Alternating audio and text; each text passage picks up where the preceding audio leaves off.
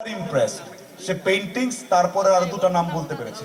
বাংলাদেশের পেইন্টিংস এর পর অনেকে বলতে পারে না, বাকি দুই তিনটা নাম তো অনেক দূরের কথা। সো তোমাকে অনেক অনেক ধন্যবাদ, thank you so very much. আর কারণ আমরা প্রমাণ করার চেষ্টা করছিলাম পৃথিবীর অন্য কোনো বাচ্চাদের চেয়ে তোমরা কম না। আমরা কিছুটা প্রমাণ পেয়ে গেছি এখানে। সুন্দর উচ্চারণে কথা বলছিল বাবা মার কথা বলেছে, আবার আমাদের দেশের দুজন পেইন্টারের নামও বলেছে, শিল্পীর নাম। That's it. এর চেয়ে বেশি কিছু চাই না তোমার এই বয়সে। ধীরে ধীরে বয়সের সাথে সাথে তোমার অনেক কিছু পারবে। তুমি আসো এবারে, তোমার কেন ভয় লাগে? কারণ আমার ভয় লাগে, কারণ হতে পারে আমি কোনো যে ভুল বলছি সেটা দেখে মানুষ হাসতে পারে। মানুষ এমনিও হাসবে, অমনিও হাসবে।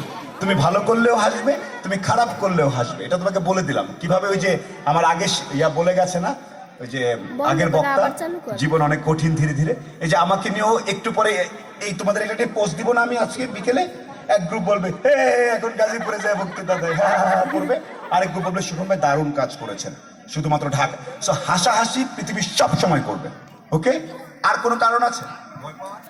আর কারণ হচ্ছে সত্যি কথা মনে হয় কেউ আমাকে, মানে যদি আমি কোনো ভুল করি তো কেউ আমাকে বলতে পারে যে তুই ভুল করেছিস, তুই কেন কথা বলতে আসবি, মানে ওনারা আমাকে নিয়ে মজাও করতে পারে। তো সেই জন্য আর বলতে অনেক ভয় করে। আমরা প্রত্যেকে ভুল করি। এই বক্তৃতার ভিডিও যখন আবার তোমরা দেখবে সুখন ভাই অনেকগুলো ভুল করেছে। ওকে মাইক দিতে গিয়ে দেয় নাই, উনি উচ্চারণ ভুল করেছে, এর নাম ভুল বলেছে, উনি ওঠার সময় ওটা করে নাই, গিফট দেওয়ার সময় ওকে আগে দেওয়ার কথা ছিল উনি পরে দিয়ে ফেলেছে। এখানে যারা আয়োজন করেছে তারাও অনেক ভুল করেছে। ভুল খুবই স্বাভাবিক একটা জিনিস। ভুল না করলে তুমি কখনোই শিখবে না। সো ভুলের কারণে প্রচন্ড ভয় পাওয়ার কিছু নেই। যত বেশি ভুল ফেস করবে তত বেশি শিখবে, ওকে? আর আরেকটা কথা বলি, তোমাদের এই বয়সে বুলিং একটা বড় জিনিস। আরেকজনকে কটাক্ষ করে, মজা করে, রোস্টিং করে অনেক আনন্দ হয়। স্কুল কলেজের বাচ্চাদের মধ্যে এই জিনিসটা অনেক আছে। যেমন তোমাকে একদম ফ্র্যাঙ্কলি বলি, আমাদের দেশে এখনো গায়ের রংকে অনেক কিছু, আমার একটু আগে ভদ্রলোক বলে যাচ্ছিলেন যে তিনি রূপ সচেতন, কালো হয়ে যাচ্ছেন। কথাটা ঠিক ছিল না। রং নিয়ে, কারো চেহারা নিয়ে, কারো উচ্চতা নিয়ে, কারো পারিবারিক ব্যাকগ্রাউন্ড নিয়ে, কারো শারীরিক কোনো অক্ষমতা নিয়ে কেউ খুঁড়িয়ে হাঁটছে, এই কোনো কিছু নিয়ে কেউ তোতলামি করছে, এটা নিয়ে কথা বলা মানেই তোমার শিক্ষা অসম্পূর্ণ। এটার মানেই হচ্ছে যে তুমি এখনো মানুষের পর্যায়ে আসতেই পারো নাই।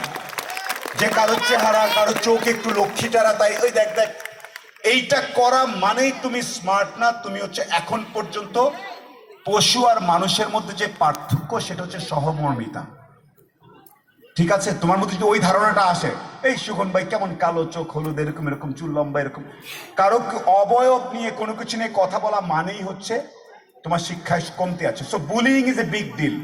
ও বলছে আমি কথা বলতে গেলে মনে হয় যে আরেকজন আমাকে নিয়ে মজা করবে। মজা করবে না। মজা করলে তোমার কিছু আসে যায় না। তোমার জীবন, তোমার শিক্ষা তোমার কাছে, রাইট? তুমি কোন বিষয়ে ভালো আমাদেরকে একটু বলো তো। আমার মানে সব কিছু নিয়ে জানতে ভালো লাগে। কি কি এই গত কয়েকদিনে কোন বিষয়ে এক্সট্রা জানার চেষ্টা করেছো? আবহাওয়া।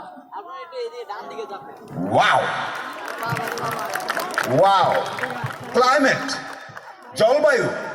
এখানে আসো Nafis, can I have a picture with her? Nafis,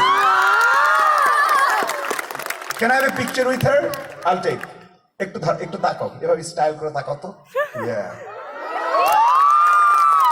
Nafis, can I? This is my camera. I'm going to post it. Done? এখন ওই দুজনে কি খারাপ লাগা শুরু হয়েছে? তোমাদের জেলাসি হচ্ছে যে ওকে কেন বেশি পাত্তা দিচ্ছি? এটা পৃথিবীর নিয়ম। কিছু সময় তোমাকে আমি পাত্তা দিব, কিছু সময় অন্যজনকে দিব।